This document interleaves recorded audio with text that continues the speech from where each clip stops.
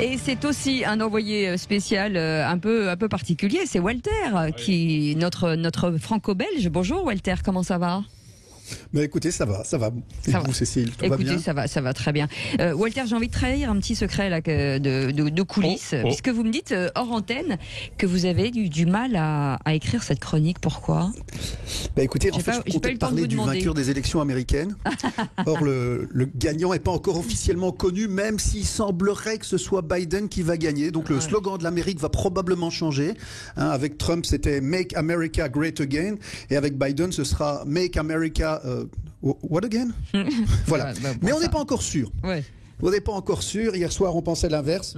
D'ailleurs, je me suis posé la question quand on annonçait que Trump allait gagner. C'est est-ce que si Trump gagne, on aura des jeunes filles qui pleurent chez Yann Barthès? Parce que ça, c'est vraiment chouette. C'est trop génial, des ados qui pleurent devant un gros personnage orange. On n'avait pas ça même du temps de Casimir. Mais ça n'a pas été confirmé.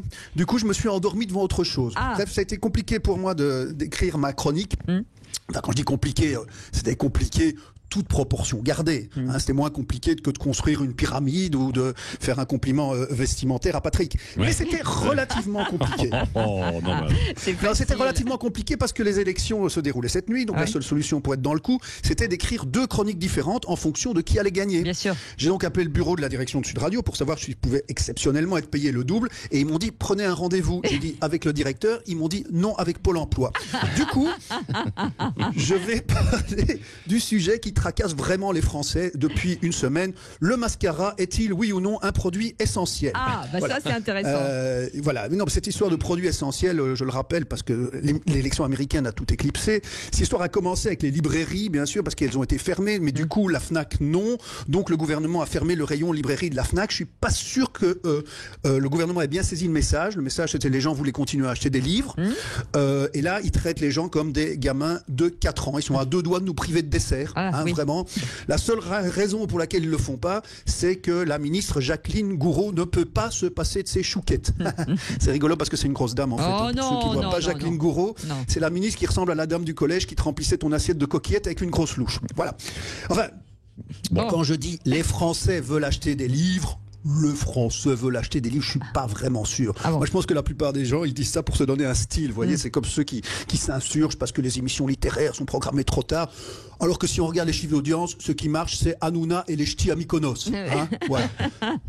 D'ailleurs, entre ces 2 émissions, quitte à choisir, moi, je préfère les ch'tis à Mykonos. Au moins, les meufs sont en maillot de bain et ne donnent leur avis que sur des sujets qu'elles maîtrisent, notamment le mascara. Vous voyez. En tout cas, ça prouve que le vrai produit essentiel, à mon avis, c'est plus les trucs olé olé que les bouquins. Je pense que si demain Darmanin décide de bloquer l'accès au site de cul, il y a plus de gens qui vont gueuler que quand ils ont fermé le Gilbert Joseph de Saint-Michel. Oui, alors justement, faisons un point sur les produits essentiels.